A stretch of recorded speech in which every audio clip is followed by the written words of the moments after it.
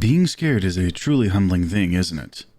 It's that rush of adrenaline that surges through your body, ignites your bones, and sends electrical signals through the power lines of your brain, begging you to jolt, to run, to shriek. It reminds you that you are alive. We lose that magic of fear as we get older. Mundanity takes its place, and the majority of us become scared less so of monsters in the dark, aliens in the sky, or creatures in the woods.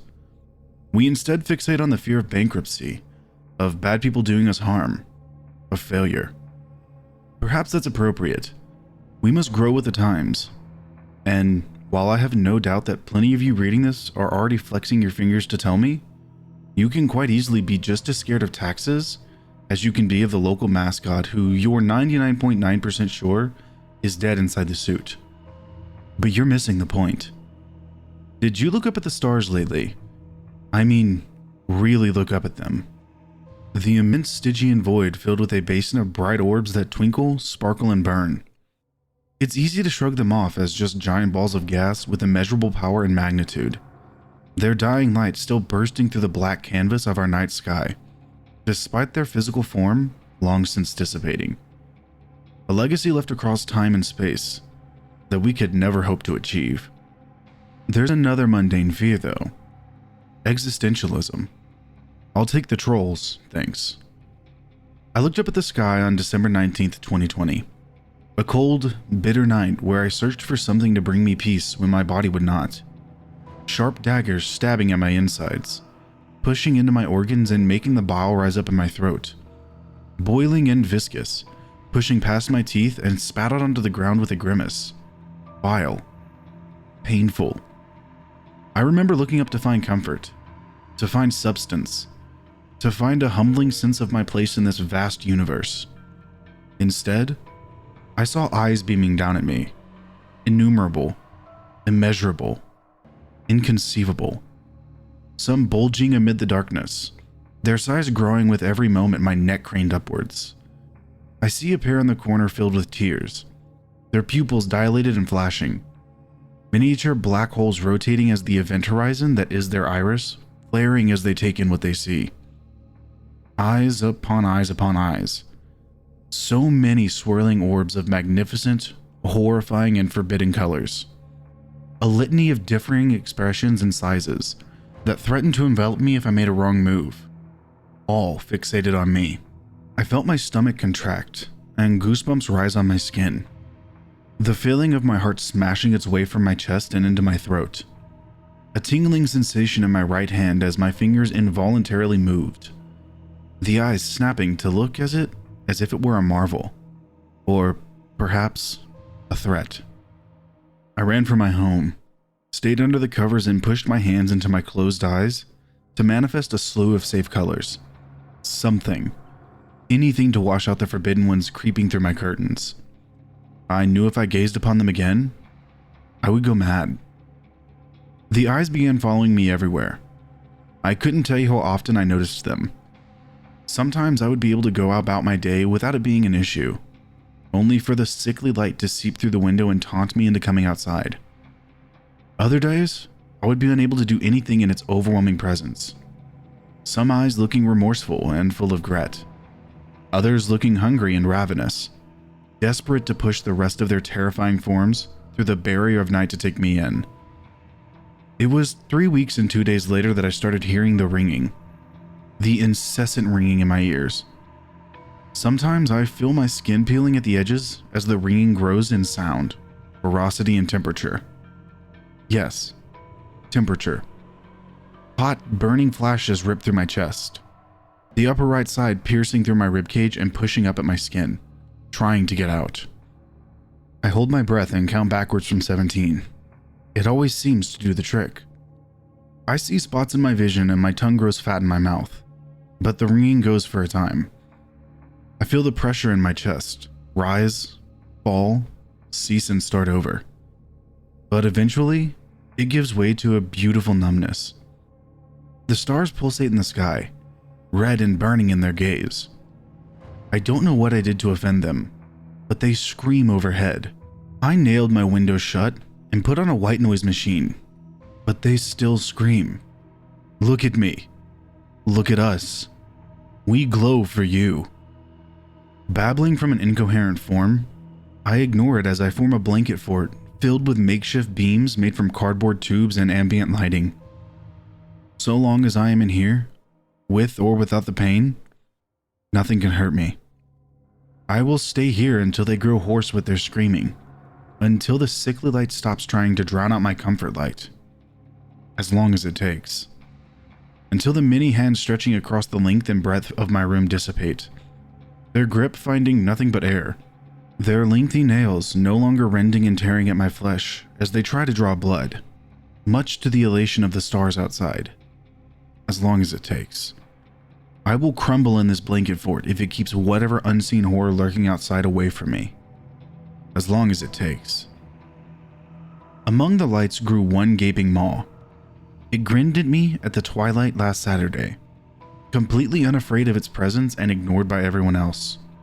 One tooth bore the bodies of countless dead, their husks twitching and reaching out. Do you see that? I cried, in the middle of a local supermarket and pointing with a shaking digit to the sunset. The clerk cocked her head to the side and frowned. The sky? Yeah, it's nice. Why? I felt the hot rush of embarrassment and indignation crawl up my throat like an eel, but I snapped my teeth shut and kept it barred inside. I took my groceries with an unflinching grin that mirrored the beast in the sky, before pulling my hood up and promptly hurrying home. I felt its hot breath on my back, and the distorted laugh of 1,000 agonizing voices having their flesh rendered until the screams morphed into uproarious and maleficent crackling.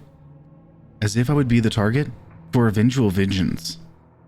I did not dare ask it myself, or why I was cursed this way, why it sought me as its victim.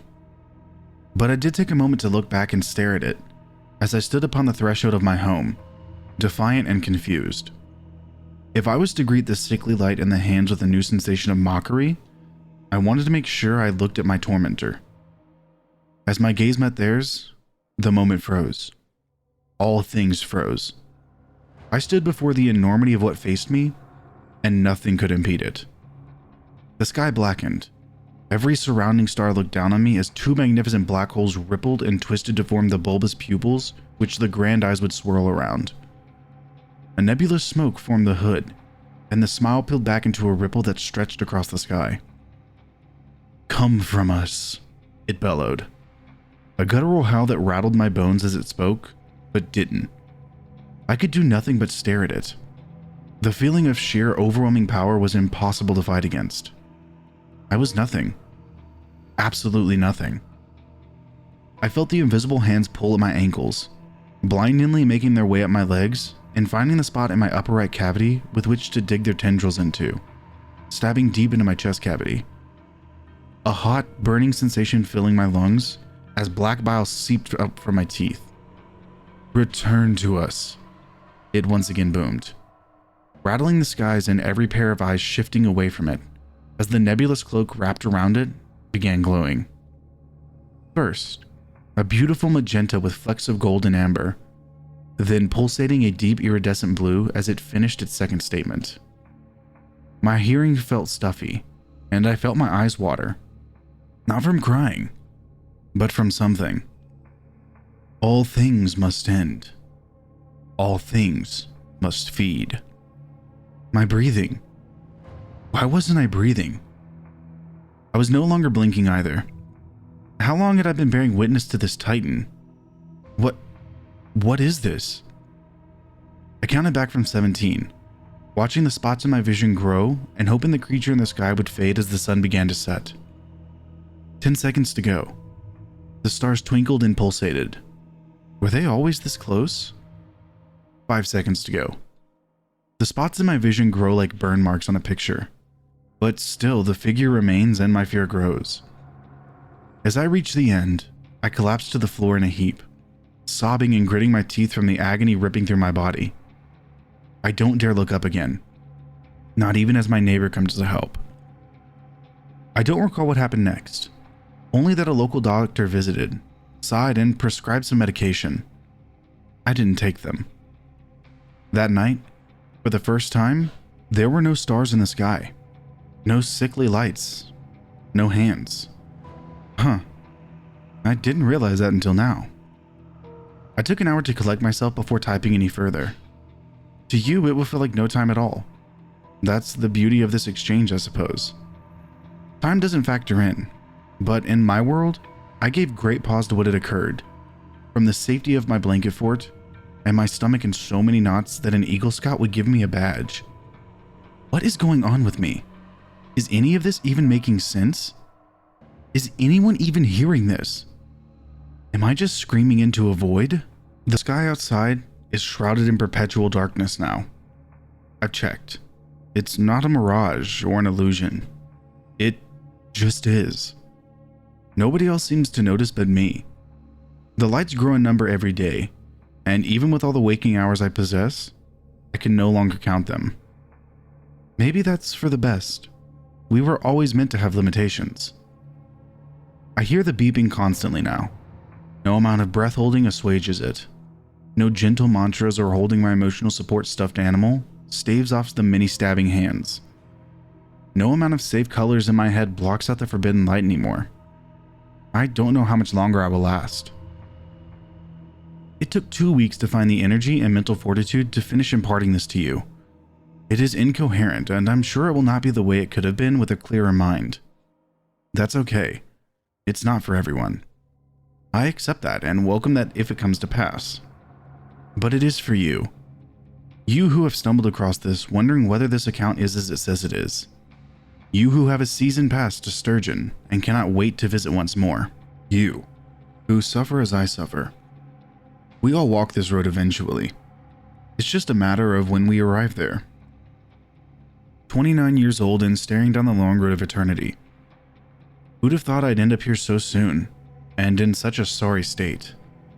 Where did the bright-eyed child that sat in their mother's old typewriter, hastily typing out Dragon Ball Z fanfiction go? Where did the angst-ridden teen channeling their feelings into spoken-word poetry in the vein of Hawthorne Heights and My Chemical Romance go? The raw honesty of being 19 and stumbling, falling and crashing into the spotlight. Where did they go? All that's left now is a shambling husk of broken bones, atrophied muscles, and fractured memories.